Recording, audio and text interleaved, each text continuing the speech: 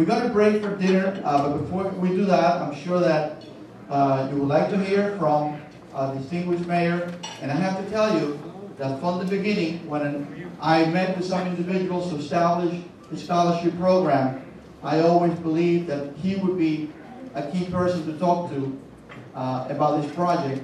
And he said, Frank, it's not going to be easy. Not going to be easy raising the money, but I'm sure you can do it. Go ahead. So he gave me the motivation that I needed, the support that I needed. So I'm really happy that he's here to speak to us this evening. Mayor? Thank you very much, Councilman. It's great to be here with all of you, and it's a great honor for me to be associated with Councilman Frank Cuesta, someone who's taken the time, even though he's retired from the Elizabeth School Board. I don't know how many members of the Elizabeth School Board are left. They keep going away in cuffs, so I'm sorry for that. You know, that's what happens when you're at an event before this and you have a glass of wine. Things just slip out and you probably shouldn't say it so directly, but I want to recognize the councilman from the first ward in the back. Councilman Carlos Torres is here. Thank you, Councilman. I know Councilman Grover was here. Assemblyman Joe Crine and Assemblywoman Annette Quijano, and Senator Lesniak is on his way. And, you know, this effort on raising money for young people would not have happened without the drive of Frank Cuesta. Clearly, he's had a great committee working with him, and he's surrounded himself by really talented people, but he's the kind of leader and the glue that holds it together, and I want to thank Councilman Frank Cuesta for all of his efforts in raising money to put young people through college. You know, I was in your shoes. You may think it was a long time ago, but I think it was just a couple of years ago. And I struggled in order to go to college. And I want to let all the young people know my story in a very brief way. When I was 18 years of age, I graduated from St. Mary's High School. And my opportunities to go to college were limited. My father was a letter carrier. My mother was a stay-at-home mom. No one in our family ever went to college.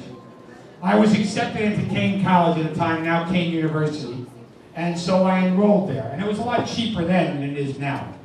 And I went to Kane, and my parents said to me, Chris, if you finish your college degree in 4 years, we will find a way to pay for your college education. Well, I was a bartender then, and I tended bar not only here, but the Jersey Shore, and so I didn't pay attention to my college studies. And I dropped out of school after the first 2 years because I always had money in my pocket from tending bar. I always had a place to go at night or a date or whatever I needed. It was always there for me. So I dropped out of school.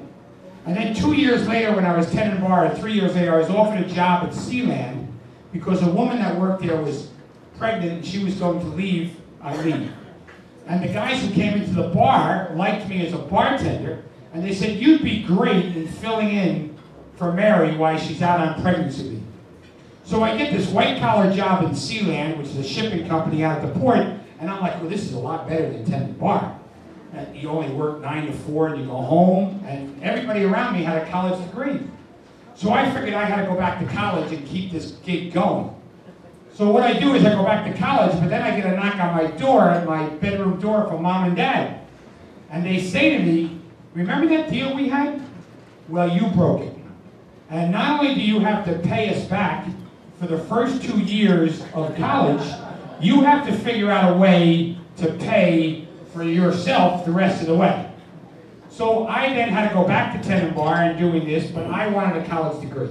So I finished my education by paying for it myself, and then I paid my parents back for the 2 years, and then I paid myself to get a master's degree in public administration. So what I'm saying to you young people is your parents are a gift. Your parents are here to help you. And you may think that your parents are old, past their prime, and way out there where the buses don't run. But let me assure you, they clearly have a talent of ability to help you. And you need to lean on them, and you need to ask their advice and ask for their help. And when they give it, say thank you. Congratulations to all of you. Thank you.